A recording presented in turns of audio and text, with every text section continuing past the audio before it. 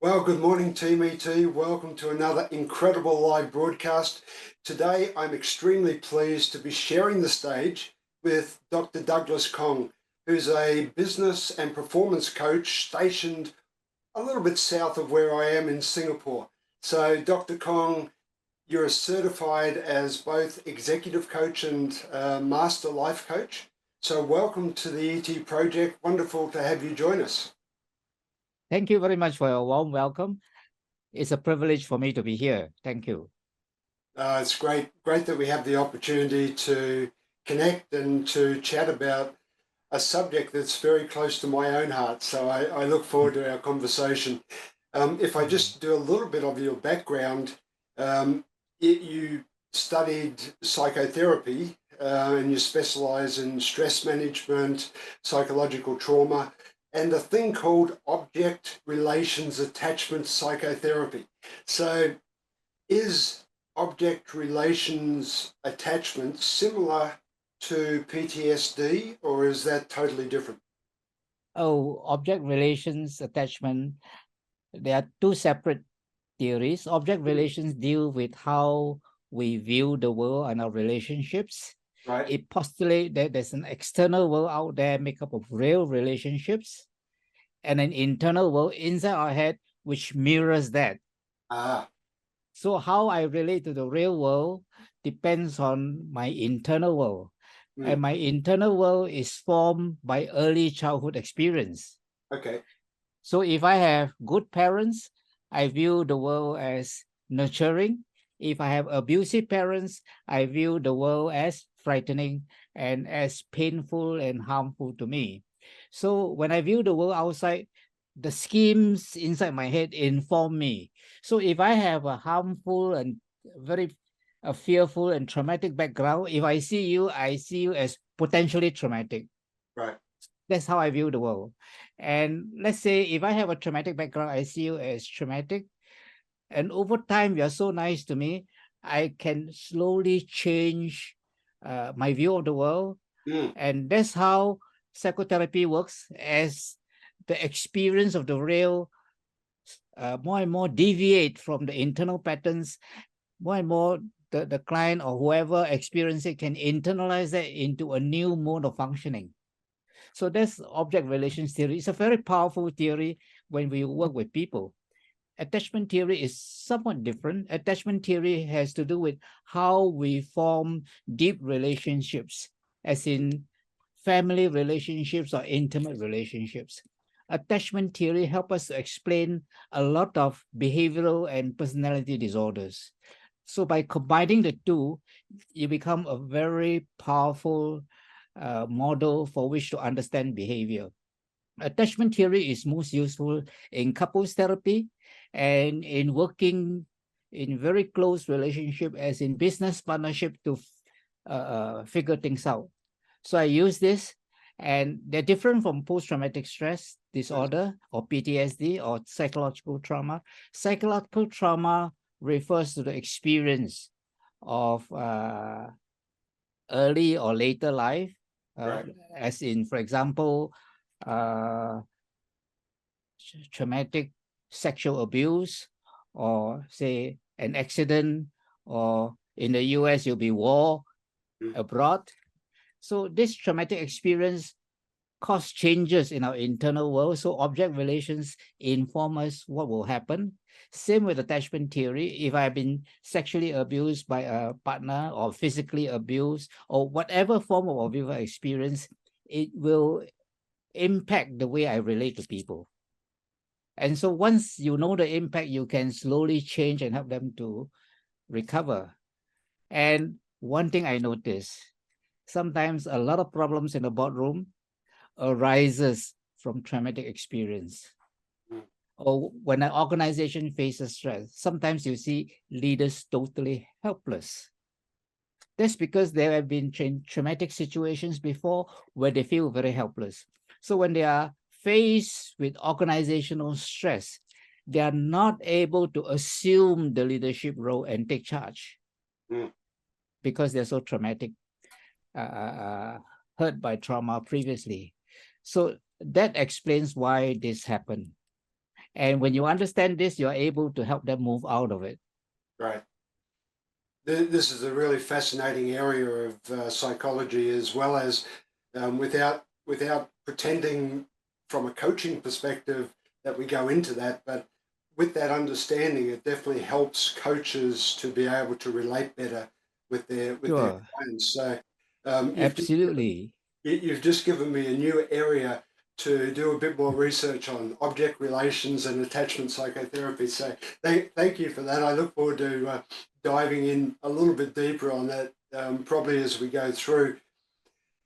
Sure.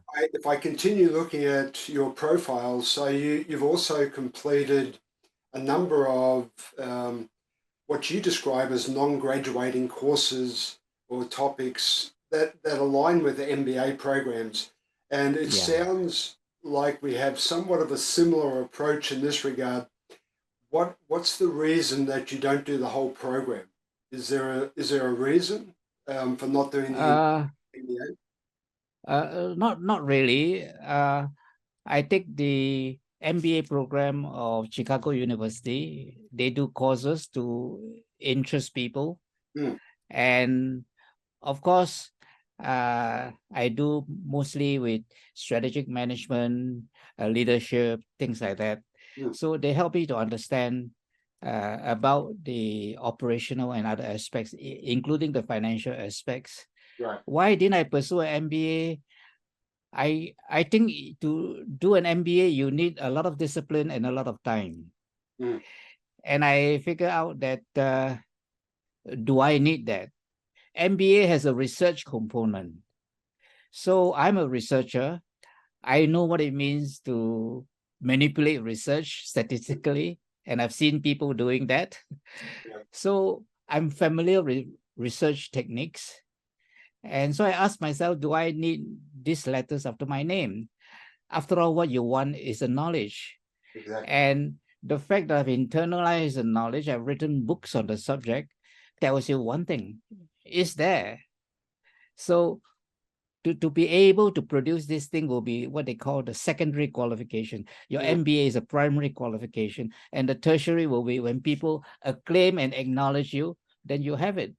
yeah, So I on the sum total of it, I feel that I can do without the letters after my name because I have proven myself to be somebody who can speak authoritatively on those subjects. yeah. That's why I didn't pursue a formal MBA. And I'm with you on this. I have my own thoughts around the whole educational structure at the moment. We won't go down that rabbit hole. Uh, Yeah, of course not. but you mentioned a couple of things here that I'd like to just pick up on. The first is that you've written books, and we're going to focus on your 5-stage blueprint more Yes. in this discussion. But one of the books is really the how-to of that blueprint, and we'll get into that a little bit further in Mm. the discussion. The Sure, other sure, is, sure. I think you have an extremely rich background, and I wonder if you'd mind just sharing, you know, that journey briefly, of course, because it's so rich. But if you could share some of your journey, what led you into psychiatry and the journey thereafter, would be quite fascinating. Oh, okay. I went into psychiatry because as a teenager, I suffer from social anxiety. And during that period, I read a lot of self-help books. Mm. And when I read the self-help books, I actually practice them. Maxwell Maltz, the plastic surgeon's book, Psycho-Cybernetics, I read, and I Mm. actually do the exercises in them. So I help myself, I overcome it, I change my self-image, and was able to use imagination to change the things in my life. Right. Then I discovered that a lot of my friends have the same problem. So I help them. And that was how I started on my journey of helping people. Right. So when I decide to do psychology, at that time in the 60s in my country, psychology is non-existent. Mm. And so my teacher said, no, if you really want to do what you want to do, go and do psychiatry. And that's how I end up in psychiatry. Okay. So I enter into psychiatry. And at that point, I told my colleagues that I'm interested in stress management. And so what they did is they refer a lot of the executives, a lot of the C-suite people in corporations, business owners, and so forth, people who are experiencing stress. Mm. So I was treating them. I have plenty of these patients, and I can tell stories to no end. So my style of helping people is I don't just give them medication or tell them what to do to get out of their symptoms. I actually want to deal with the cause, because if you don't deal with the cause, then you deal with the symptoms, they will come back again and again and again. And a lot of people do that all over the world. Yes. So when I delve into the causes, Can I just get you to define the difference between psychology and psychiatric studies? What it's a okay, fine line, I know, but just I'll come to that. Let me finish this part. sure, So sure. when I deal with the causes is in the way they run their business, in the way they handle relationships and so forth. Right. And that's when I started to read management books, and I started to subscribe to Harvard Business Review to have a better idea of what stress they were facing. So that part. Now, the difference between a psychologist and a psychiatrist is that a psychiatrist is a doctor, medical doctor. Mm. So he can prescribe medication, tranquilizers, and whatever. So because I work mostly in psychological treatment with my clients, what happened is that I have a keen interest in understanding why medication works. So that's how I go into the biochemistry of it. I understand why this thing works. And when I understand the chemistry, I also understand why stress can cause all the symptoms that you see. Mhm. And understanding the biochemistry of it is very important, because that was just prior to the birth of neuroscience as a discipline. I was deep into neuroscience. I'm still deep in neuroscience and try to understand everything that happens in terms of what go on in the cells, in the neurons, the DNA, and so forth. And so that helped me to be a better clinician whenever I help patients. Yeah, it's it's an incredibly complex field, and I admire what you've done. I mean, you lectured for a long time at a Yes. university in Singapore. You practiced, I think it was in Mount Elizabeth Yeah. Hospital. So Yes. you've got a very deep background, but you also lectured, like with students or with business clients on a whole raft Yes. of different topics, right? Stress and traumas and a Yes. whole range. So One it's, of yeah, it's one of the things I did was I partner with a colleague of mine who's interested in cardiology, and we have conducted stress management workshops, healthy lifestyle workshop, and other workshops. And I also was a consultant to rehabilitative medicine, which is okay. mostly cardiac patients. So Mm-hmm. I help a lot of cardiac patients with their stress, and then in fact did a research paper on stress among cardiac patients. Very good. Very good. Yes. You you've studied so many different things. One of the ones that I also have very scant knowledge on is a practice called tapping, Oh, TAPPING, or EFT. Other people may know it as, right? yes, Could yes. you just explain briefly what that is for the listener, please? Okay. EFT is a technique innovated for helping people with psychological trauma. When I first started out, the only technique available was to use hypnosis. Mm-hmm. And that's how I started out doing hypnosis. And it was effective, but it required a lot of skill. And not all patients are easily hypnotizable. So that is a drawback. And then later on, EMDR come to the scene. And since I was treating psychological trauma, I said, it's only natural that I have to learn it. So I learned it, and I was doing a lot of eye movement, desensitization, and Yeah. reprogramming. It was effective. I have very severe cases of trauma that you see in US veterans after the Vietnam War. Mhm. And I was able to help them with EMDR. Then as time goes on, people start telling me about EFT. So I look at that and say, that sounds interesting. Mm. And I look at the research and it was effective. So I started learning it and get certified in it. And I practice it on myself. As I tell you, I'm by nature an anxious person. Right. And it worked for me as well. So I started doing it with patients and it's very effective.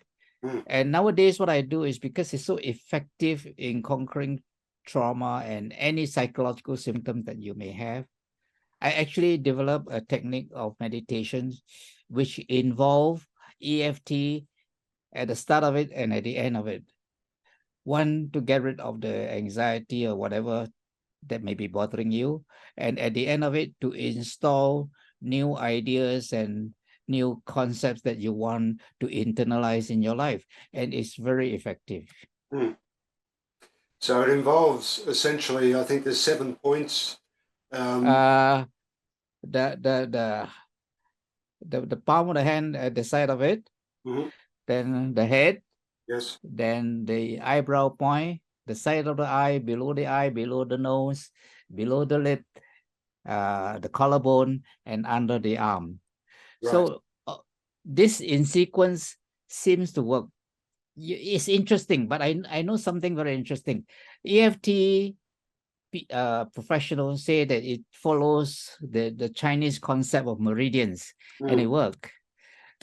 One thing most non-specialists may not know is that EMDR also has a modality which allows you to tap, Right. bilateral tapping. And so when I realized this, I said, hey, this is what works. Okay. You see? Excuse me. So this tapping does work. And you find that after a few sessions of tapping, your anxiety starts to come down and you're much better off as a result. And so I've now used that. And I find that to be very effective with helping people with psychological trauma, even though they may not have PTSD, but they have a background or traumatic experience which still impact them. And I combined it with another technique of dealing with psychological trauma called somatic experiencing, or SE for short. SE is very similar to EMDR, except it's without the eye movement. Okay. So I think this what make me an expert, because I can use different tools at different time. I can swap tools when it doesn't serve my purpose anymore to another tool that can do the job better. And I feel that's the way to go. There's no point being a purist, because life is not like that. Exactly. When you meet people, there are a whole bottle of symptoms all mixed up together. And so you got to tease it out slowly. And that's what I do.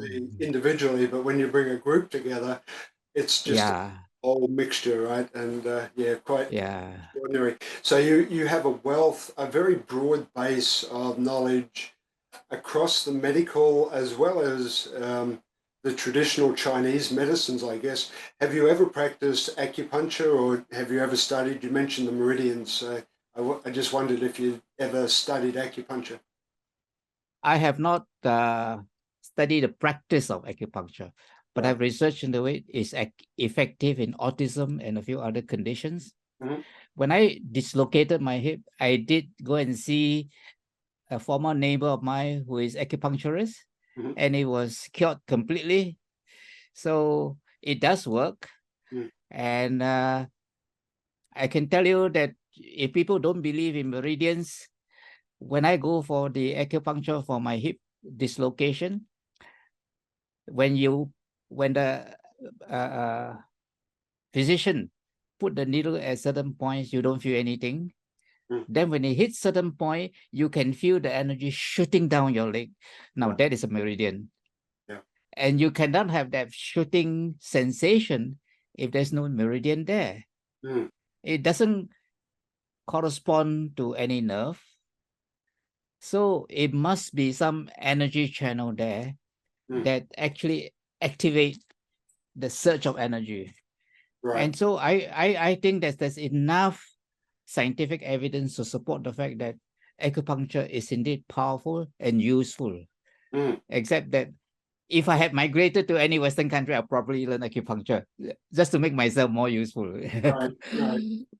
I'm a frequent visitor to our Oh, acupuncture specialist. So my wife is oh trained, yeah. of course, so I've been introduced to it a long time ago. But let's move a little bit now into the business realm. So I think we have a good understanding of your background and your medical and psychology, and etc.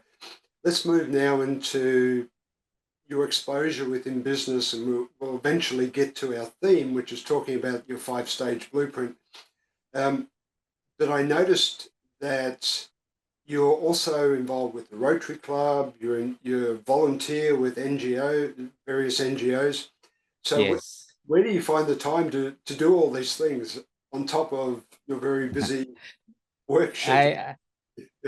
I suppose when I was much younger, I'm so energetic and so lively. And I realized that when I was in my 30s, 40s, until the early 50s, I could finish my work, attend 3 meetings in a row. A meeting that's after work about 5:30, and then another meeting nearer dinner time is 7 o'clock or so, and then a late night meeting at maybe around 9 o'clock or so. I could have the energy. I don't know how I got the energy, but I did it. And later on, as I get older, I find that I can't cope, but I'm still active nonetheless. Not as active as before, in that sense. I'm aging, if you can say that. So I feel very passionately about helping people. Even as an undergraduate, I remember organizing blood transfusion donation programs, to help some homes. And I was also a volunteer counselor at a counseling center locally. So I have always been helping people. And for many years, until recently, I was giving to help children in very poor countries under the World Vision program for child sponsorship. You probably would have heard of it. Yes. So that's what I've been doing. I think if I make a lot of money, I will give a lot of it for charity or for church purposes, because I'm also a practicing Christian. So I would give money away, because that is how you get blessings, by giving away. They say it's more blessed to give than to receive, and I believe that. Right. Right. Yeah, that's an incredible, maybe a nice lead in to the topic around the books. Before we jump into the heavy topic of business, you've written a number of books, as I mentioned I earlier. have. 2 of those were related to business, but the other 3, what were they around? They were around self-help or what area?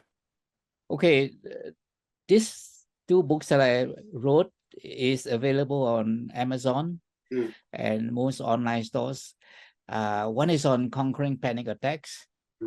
The second is on conquering stress. They embodied the ideas that I have used in my practice. Right. And so they articulate my view that if you focus on the psychological aspects and deal with it seriously and effectively, you can get cured with it. And as far as stress is concerned, I emphasize that it's very much the way you face it, the perspective you adopt when you encounter stress. A lot of the time, stress can come from events and people. So if you turn away from them and turn away to people who are supportive, then your stress gets reduced. Right. Similarly, if you do things like exercise and a lot of other things that can be done to reduce stress, you got your stress reduced, or sleep or rest or whatever. But the ultimate is in your attitudes. If I face life with a negative attitude, everything will be stressful. everything will be harmful. Everybody is out to harm me, to get at me, and so forth. But if I face life supportively, even if somebody wants to harm me, and I'm nice to him, Right. it will change his perspective of me, and possibly he start to become more friendly and perhaps become a friend. Yes. And a lot of other people have wrote books on along this theme, from enemies to friends. Mm. So it's your perspective. And in my book, Conquering Stress, that's what I emphasize on, that ultimately stress is up to you to view it and therefore change it. That's why it's called Conquering Stress, Make It Fun. Right. I tell the story at the end of somebody who was sentenced to prison in the US for what they call a misdemeanor, Mhm. a short prison sentence. So this lady was very miserable and going about showing a long face. So everybody avoided her except for one who was very cheerful to her. So she was very abased. She was encouraged. She was kind of supported. So she asked this lady, "Wow, you're so cheerful. So you must be going out very soon." The lady said, "No, no, no, no, no, I'm not." So out of curiosity, she asked, "So how long will you be staying here?" "Another 4 years. I've been here 2 years already." She was shocked. She said, "I'm here only for a short while. I'll be leaving in a few months' time. And you're here for the next 4 years. How can you be so cheerful?" And so the cheerful lady replied to her, "If I'm not cheerful, how can I survive the last 2 years? And how can I survive the next 4?" So the idea is your own experience of stress is informed by the kind of attitude you face it. Right. So if you want to be miserable, you will be miserable. And if you want to be cheerful, you will be cheerful. So for stress, make it fun. Mm. Face it as a challenge, face it as something that you can do to prove yourself, or to make it worthwhile, or to do something that is meaningful to you. And that's is the way I advocate we face life. That's a beautiful segue into the book that I would like to introduce next, which is The 5 Alignments That Unlock Your Business Growth, because many people look at business very negatively. So their attitude towards business when they start out is already in that defeated mode, rather than looking at it from the opportunity and the fun that it could present. So I Sure. think that's a beautiful segue. So thank you for that. Thank you. The book that I mentioned, the 5 Alignments That Unlock Your Business Growth, this is really a deep dive, if you like. It's an ebook. It's a shorter ebook, but it's a Yes. deep dive, if you like, into the 5-stage blueprint. Is Yes. my takeaway. So I downloaded it. I've looked through it. I love the content, and I would really encourage anyone that's interested to do so after they listen to our conversation. But um, what what led you to this awareness about these 5 stages? I think when I start working with entrepreneurs and executives, over time, some patterns start to appear. Hmm. And I realized that not so much for corporations, but for small businesses especially, the major issue is that of finance. Money issue is a very important thing. And recently I wrote an article that's just been published where I highlight that it's because of money issues. That's why they become the self-employed. That's why they don't employ staff. That's why they are so busy, more busy than when they are employed in a corporation. And that's where all the problem starts. So therefore, with a person with a small business, the first thing they look at is how their cash flow can be improved. Mm-hmm. So the first alignment that is most critical is that of marketing. Right. Can I sell my product or my services? Of course, your product and services will sell if that's what the customer wants. So before you start your business, you got to determine what your customer wants and then make the product and services so that you can sell it, and then you have a cash flow, a positive cash flow. Sometimes that doesn't happen. Sometimes people start a business without thinking, and then they realize, hey, what happened? So if that's the case, then you're going to go back, look at your branding, look at what customer wants, formulate the product, what problems does it solve, what are the benefits of the product, and so forth.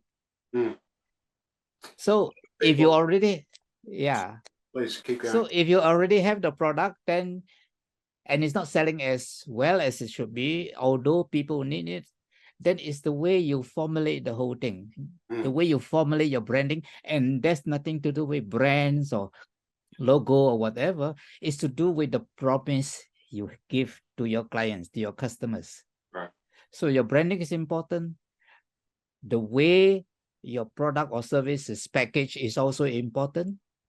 The way you address the marketplace is important.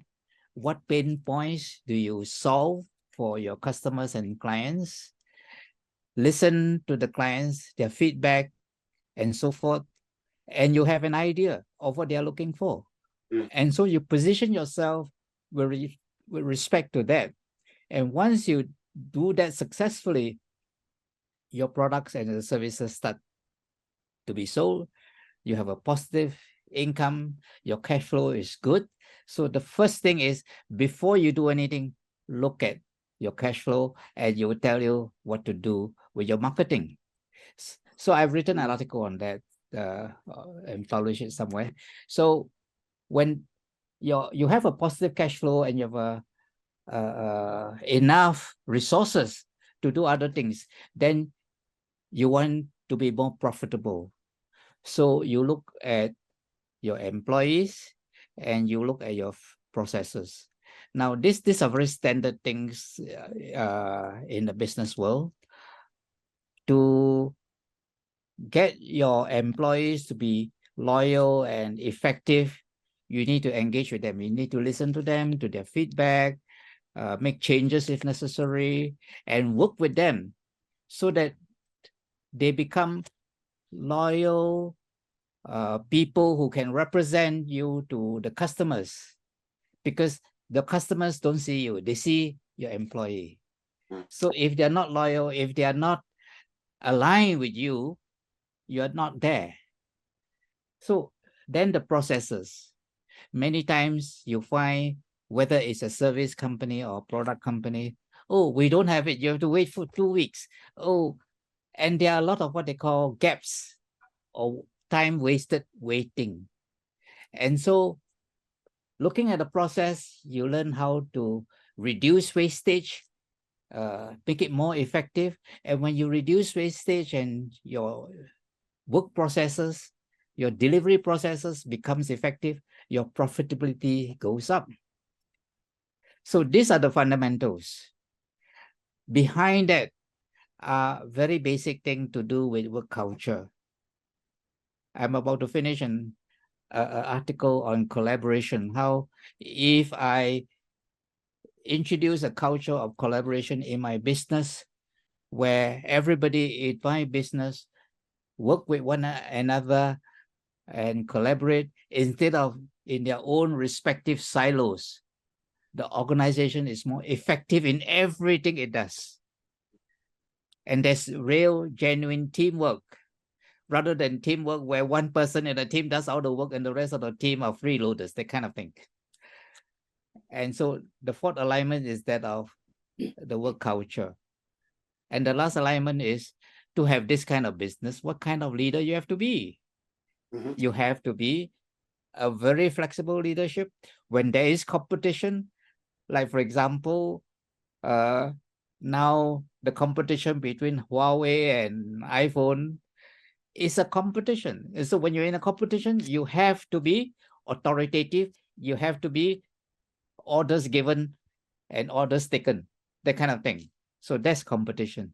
But otherwise, you have to be innovative. You have to be transformative. So there's two aspects, you see, of leadership. So when do you know what to do?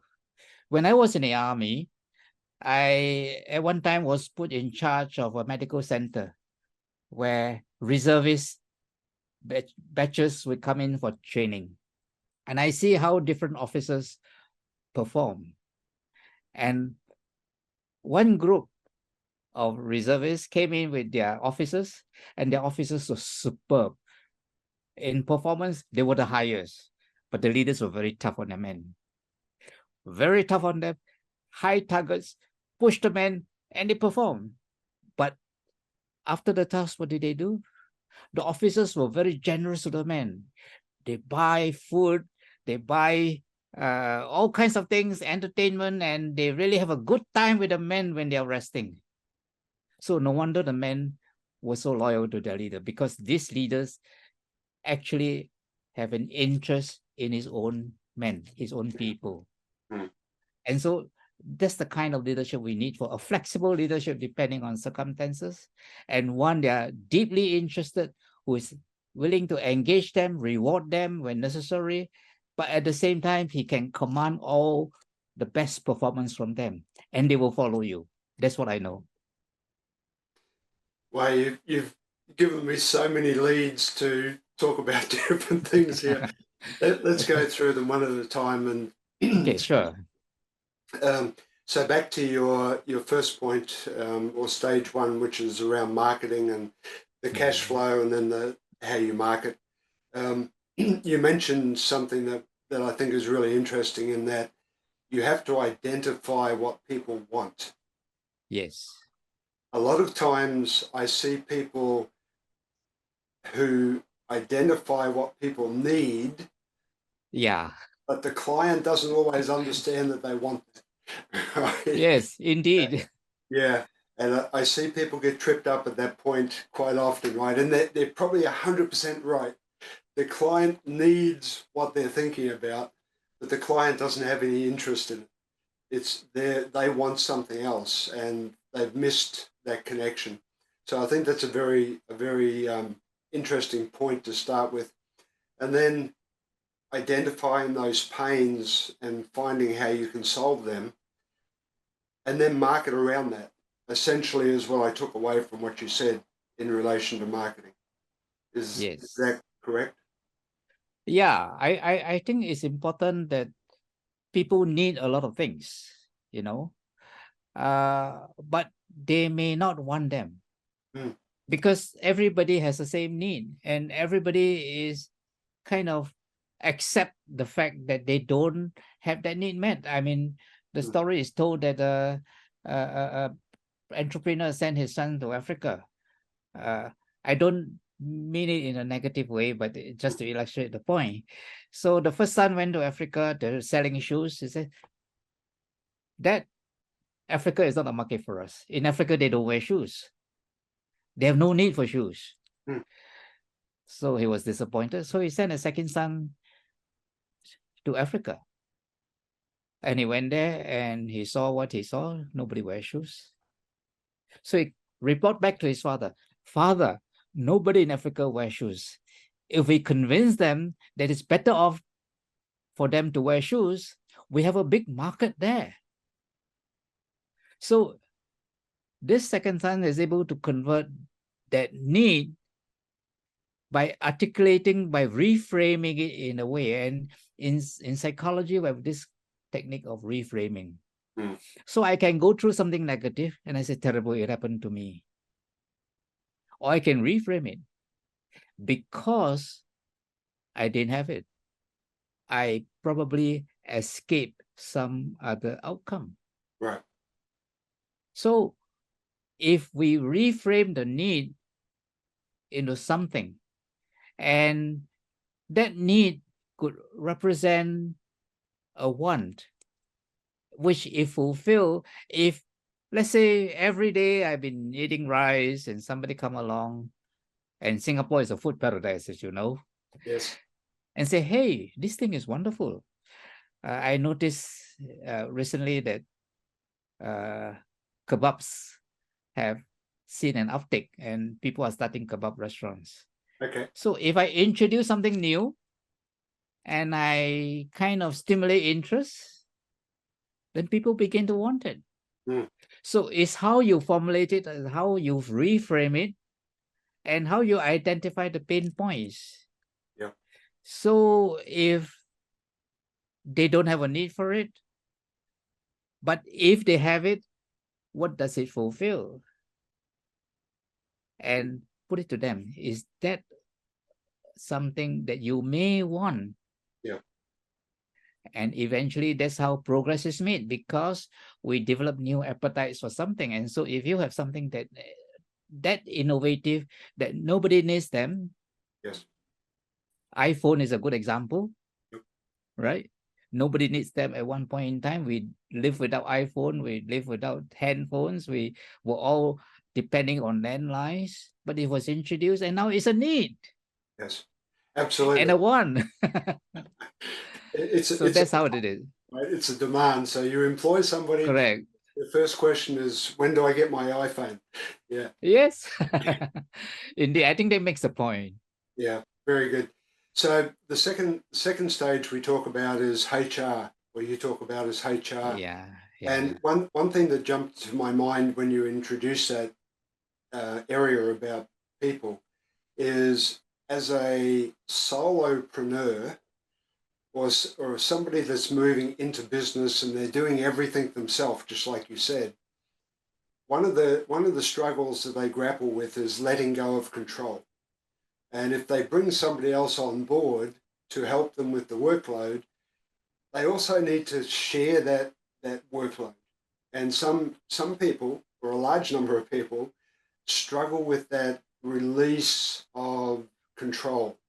I wonder what your experience around that is. I think if you talk about control, we know from entropy and other concepts in physics that the more you try to control, the less control you have. You're better off letting go, and then you have better control. You can actually shape the forces. I That have a 9-year-old daughter who proves that point every day. yeah. So there you are. But the point is, a solopreneur does everything because most of the time they do that is because of like the funding. Right. But I can tell you that any solopreneur will outsource some of his needs. The first thing he will outsource his accounting, because somebody needs to count the money accurately. Mm-hmm. So that's the first thing they outsource. That's what I can tell you. The second thing they will outsource is, unless they are good marketers to start with, they need somebody to do the marketing for them. Yes. And then the third thing that they need to outsource, if they haven't done so yet, is to get somebody to do the routine admin task. Mm. Never mind, you have these online tools that can do wonders for you. But if you spend your time on these online tools, you have no time to do your business. Right. So you still need somebody to handle all these online tools.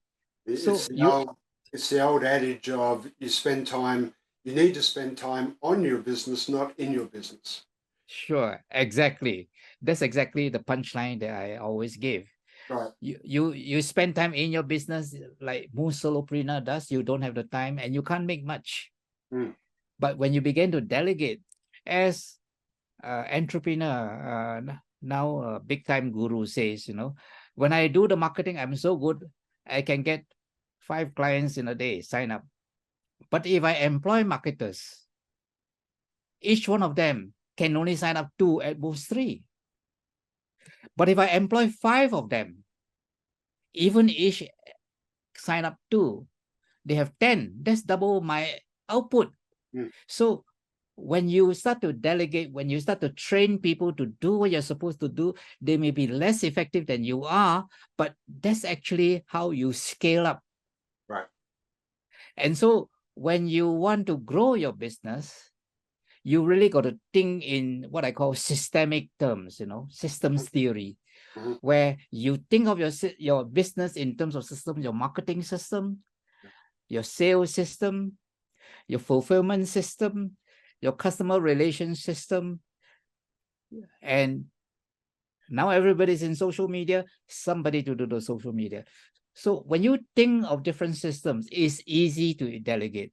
Mm.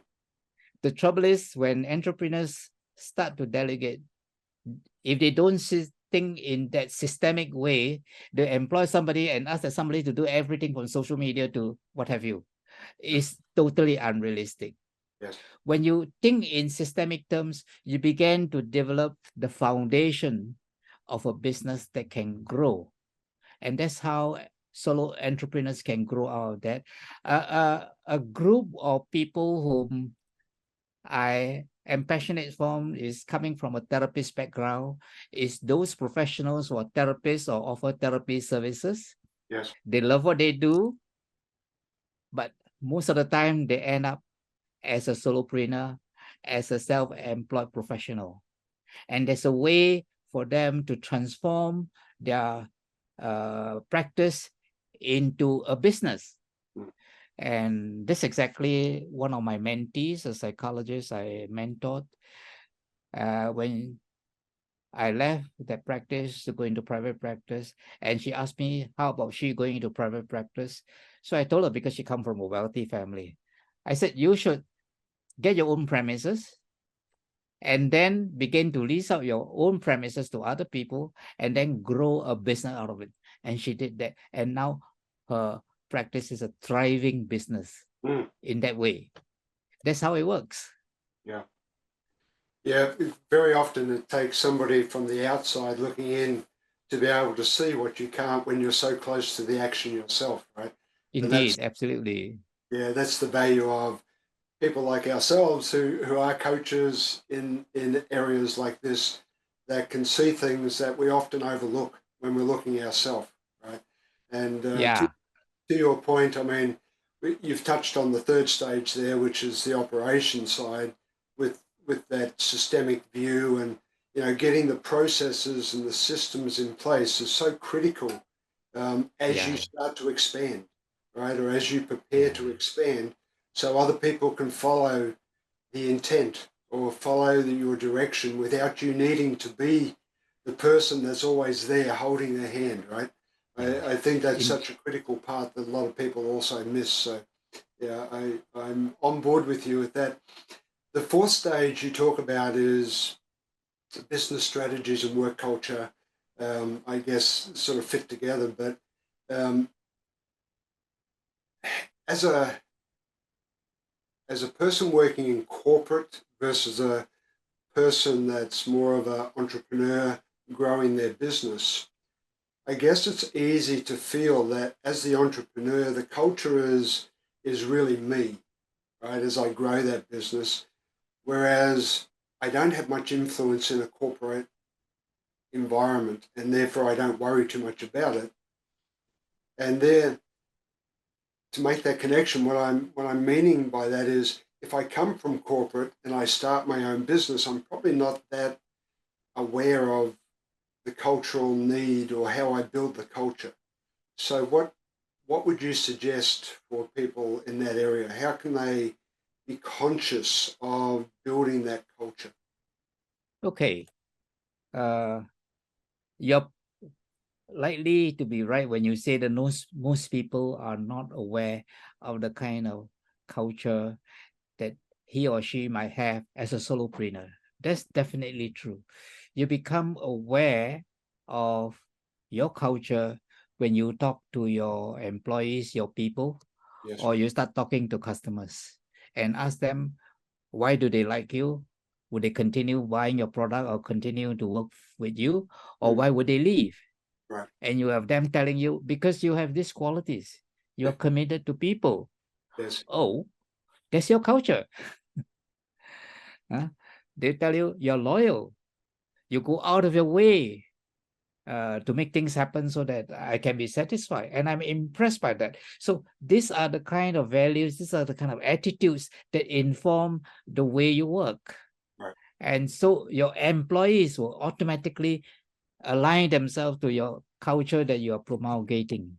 Mm, So that's what we encourage solopreneurs to do, entrepreneurs who want to start a business, to talk to people and get their feedback, right. and perhaps process them with a mentor or with a coach who will then help them to see beyond that and to grow beyond that. Mm, That is part and parcel of the branding. right. For example, nowadays the trend is towards environmental issues, towards thinking of the social environment, ESG as they call it. Yes. So if you have a value system that say we will support this underprivileged group and you make it known, people will come to you. People who are concerned about environmental issues, they see you among the competition and they see that you are very strong on environmental issue, they would rather buy from you.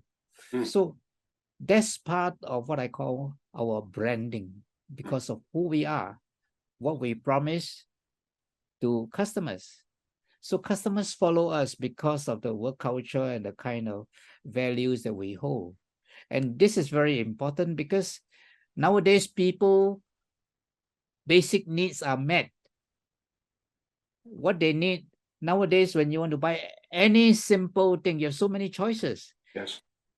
And so people can pick and choose. So they will pick those they like and they sympathize with, and those they can identify with. So if they have values that are in a particular direction socially, and you have that similar direction, they identify with you, they will buy from you, they will relate to you. Right. So that's the corporate culture. And corporate culture is very important because teamwork is essential. And when I was abroad, I picked up a lot about group dynamics and so forth, and how teams function. So when I delve into the local environment and into local team workshops and seminars, and I start to network with people, I found that many people say that, yeah, there's supposed to be teamwork, but not really. Most of the time, the team depends on one key person. The rest are freeloaders. And a lot of teams, they include a lot of other people that are non-essential. They have to be involved. And so because they don't do any work, they are just there to be on the front page. They don't even bother to attend team meetings. Yes.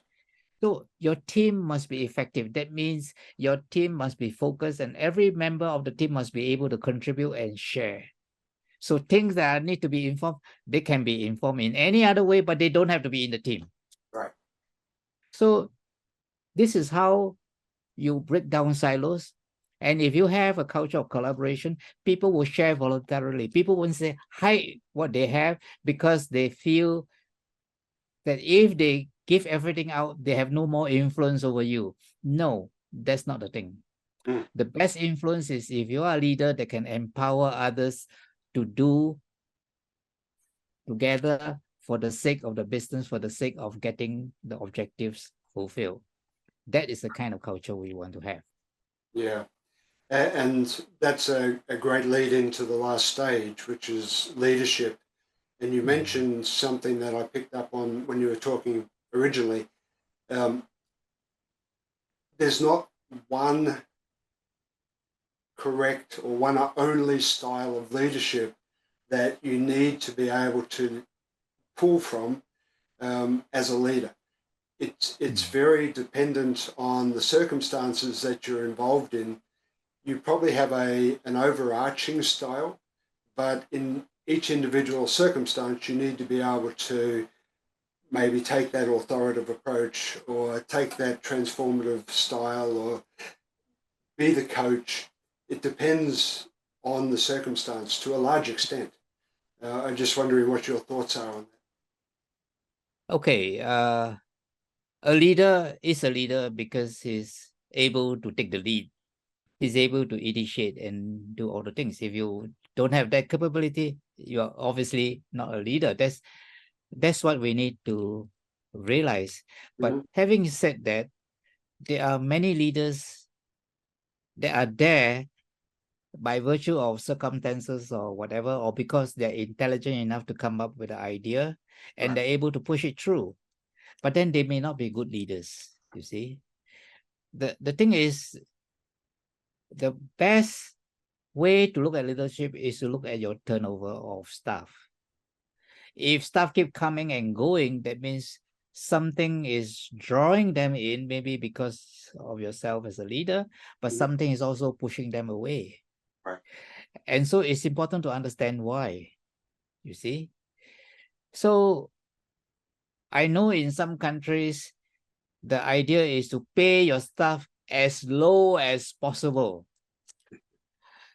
I like to say that even in that culture, the few businesses they are willing to pay a little bit more, retain more of their staff, have higher productivity than the rest. And that's simply very simple. If I'm paid more, if I'm given benefits, why do I want to go? There's no push factor. Unless I want to improve my employability or moving up the ladder. So that's what it does. So if you meet people's needs as an employer, if you have the leadership to say, okay, never mind if I pay a little bit more, I get a little bit less, but actually I get people to stay. So I save on training costs, I save in advertising costs for new employees, I save on onboarding costs. Right. Then I make more money already.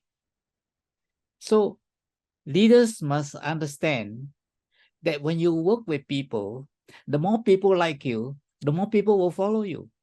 The more people follow you, the more they will enhance you, your reputation, and your business. So leadership largely is under the framework of transform leadership. So a transform leader engage with his people. He can talk to them as if they're his friends. But at the same time, he can get them to do things because he is like that. I have seen a CEO of a small company. One day, one of his key staff was absent from work for 3 weeks. So he's concerned about his staff. So what did he do?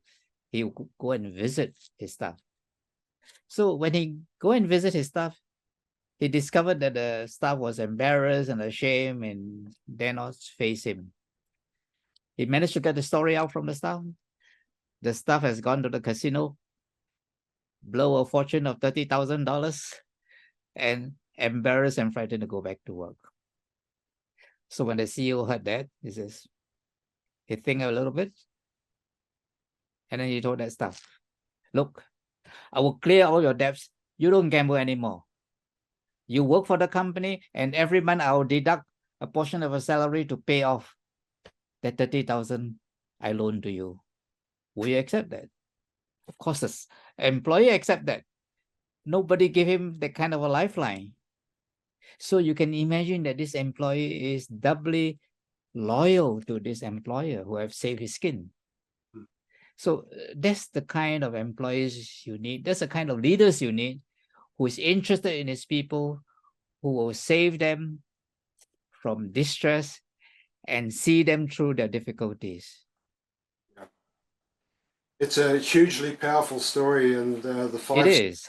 blueprint makes so much sense, Douglas. I'm conscious of our time, and I'm wondering, is there anything that we haven't spoken about so far today that you would like to mention, or that you feel we should mention before we wrap up? I think I like to say something about work processes, because a lot of small businesses depend on one single people, usually in marketing, but not always. So this person is so essential, so critical. So they can also begin to be naughty and make demands or do things that may not be what you want. And so you want to remove them, but you can't because they're so essential to your business. Yes. And they have a problem. So I said, well, get rid of him. And he said, no, we cannot. We obviously cannot, not in the next few years. That problem arises because business owners don't think systemically. Right. Everybody in the business is dispensable.